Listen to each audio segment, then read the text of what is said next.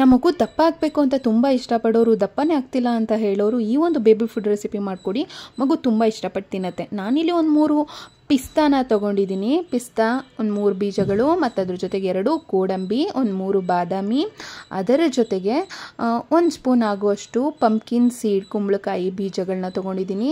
ಆಮೇಲೆ ನೋಡಿ ಅದ್ರ ಜೊತೆಗೆ 1-2 ಖರ್ಜೂರವನ್ನು ಹಾಕ್ಕೊಂಡಿದ್ದೀನಿ. ಸಾಫ್ಟ್ ಖರ್ಜೂರ ಬರುತ್ತಲ್ಲ ಅದು, ಮತ್ತು 1-2 ಡ್ರೈ ಅಂಜೂರ ಬರುತ್ತಲ್ವಾ, ಹತ್ತಿ ಹಣ್ಣು ಅಂತ ಕೂಡ ಕರೀತಾರೆ, ಡ್ರೈ ಆಗಿರೋ ಅಂಥದ್ದು. ಇದಿಷ್ಟನ್ನು ಕ್ಲೀನಾಗಿ ತೊಳೆದು ನೀರಿನಲ್ಲಿ ನೆನೆಸಿಟ್ಬಿಡೋಣ. ಇವಾಗ ಇಲ್ಲಿ ಒಂದು ಚಿಕ್ಕ ಕಪ್ಪಲ್ಲಿ ಅರ್ಧ ಕಪ್ ಹಾಕೋಷ್ಟು ಸಬ್ಬಕ್ಕಿನ ತೊಗೊಂಡಿದ್ದೀನಿ. ಸಬ್ಬಕ್ಕಿನ ಕ್ಲೀನಾಗಿ ತೊಳೆದು ನಂತರ ನೀರನ್ನು ಹಾಕಿ ನೋಡಿ, ಸಬ್ಬಕ್ಕಿನೂ 2-3 ಗಂಟೆ ನೆನೆಸ್ಬೇಕಾಗುತ್ತೆ. ಈ ಡ್ರೈ ಫ್ರೂಟ್ಸನ್ನು ಅಷ್ಟೇ ನೆನೆಸ್ಬೇಕಾಗುತ್ತೆ. ರಾತ್ರಿನೇ ನೆನೆಸಿಟ್ರೆ ನೀವು ಬೆಳಗ್ಗೆ ಈ ಒಂದು ರೆಸಿಪಿಯನ್ನು ಮಗುವಿಗೆ ಮಾಡಿ ಕೊಡಬಹುದು. ನೋಡಿ ಇದನ್ನು ನೆನೆಸಿಟ್ಟಿದ್ದಾಗಿದೆ.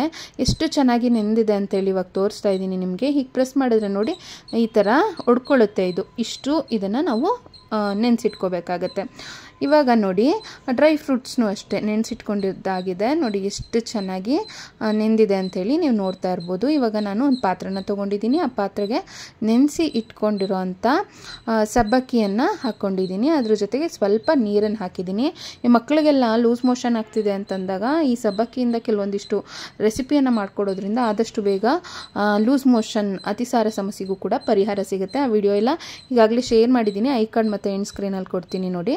ಇವಾಗ ನಾನೊಂದು ಬ್ಲೆಂಡರ್ ಜಾರ್ನ ತೊಗೊಂಡಿದ್ದೀನಿ. ಜಾರ್ಗೆ ನೆನೆಸಿಟ್ಕೊಂಡಿರೋಂಥ ಡ್ರೈ ಫ್ರೂಟ್ಸ್ ಮತ್ತು ಬಾದಾಮಿಯ ಸಿಪ್ಪೆನೆಲ್ಲ ತೆಗೆದು ಮತ್ತು ಖರ್ಜೂರದ ಒಳಗಿರೋಂಥ ಬೀಜನೆಲ್ಲ ತೆಗೆದು ಹಾಕ್ಕೊಂಡಿದ್ದೀನಿ. ಮತ್ತು ಈ ನೆನೆಸಿಟ್ಟಿರ್ತೀವಲ್ವ ನೀರನ್ನು, ನಾವು ಆಲ್ರೆಡಿ ಡ್ರೈ ಫ್ರೂಟ್ಸನ್ನು ತೊಳೆದು ಕ್ಲೀನಾಗಿರೋ ನೀರಿನಲ್ಲಿ ನೆನೆಸಿಟ್ಟಿರ್ತೀವಿ. ಆ ನೀರನ್ನು ಕೂಡ ನಾವು ವೇಸ್ಟ್ ಮಾಡಬಾರ್ದು. ಆ ನೀರನ್ನು ಕೂಡ ಶೋಧಿಸಿ ಹಾಕೋಬೇಕಾಗುತ್ತೆ.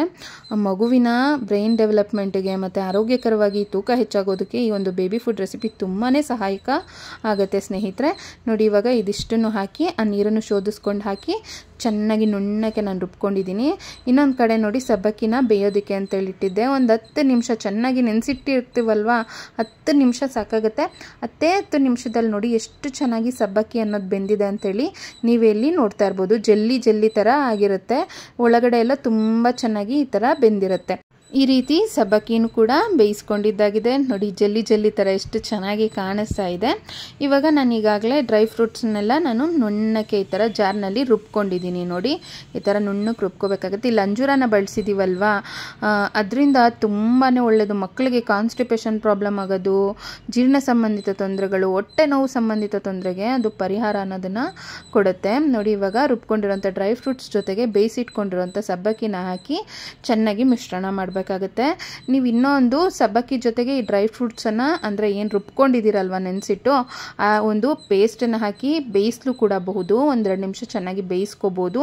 ಇಲ್ಲ ಅಂತಂದರೆ ಈ ರೀತಿ ಸಬ್ಬಕ್ಕಿನ ಮಾತ್ರ ಬೇಯಿಸಿ ಡ್ರೈ ಫ್ರೂಟ್ಸನ್ನು ಈ ರೀತಿ ರುಬ್ಕೊಂಡಿರ್ತೀವಲ್ಲ ಅದ್ರ ಜೊತೆ ಮಿಶ್ರಣ ಮಾಡಿ ಹಾಗೆ ಕೂಡ ತಿನ್ನಿಸ್ಬೋದು.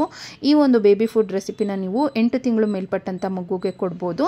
ನಿಮ್ಮ ಮಗು ಈ ರೀತಿ ಈ ಸಬ್ಬಕ್ಕಿ ಎಲ್ಲ ಬಾಯಿಗೆ ಸಿಗೋದು ಇಷ್ಟಪಡಲ್ಲ, ಜಲ್ಲಿ ಜಲ್ಲಿ ಥರ ಇರುತ್ತೆ. ಮಗು ಬಾಯಲ್ಲಿಟ್ಟರೆ ಹಾಗೆ ಜಾರ್ಕೊಂಡು ಹೋಗ್ಬಿಡುತ್ತೆ. ನಿಮಗೆ ನುಣ್ಣಕ್ಕೆ ಬೇಕು ಅಂತಂದರೆ ನೀವು ಸಬ್ಬಕ್ಕಿನೂ ಕೂಡ ಅಷ್ಟೇ ಗ್ರೈಂಡ್ ಮಾಡಿಬಿಟ್ಟು ನಂತರ ಇದ್ರ ಜೊತೆ ಮಿಶ್ರಣ ಮಾಡ್ಬೋದು. ಈ ಬೇಬಿ ಫುಡ್ ರೆಸಿಪಿ ಇಷ್ಟ ಆಗಿದ್ರೆ ಲೈಕ್ ಕೊಟ್ಟು ಶೇರ್ ಮಾಡಿ. Thank you all.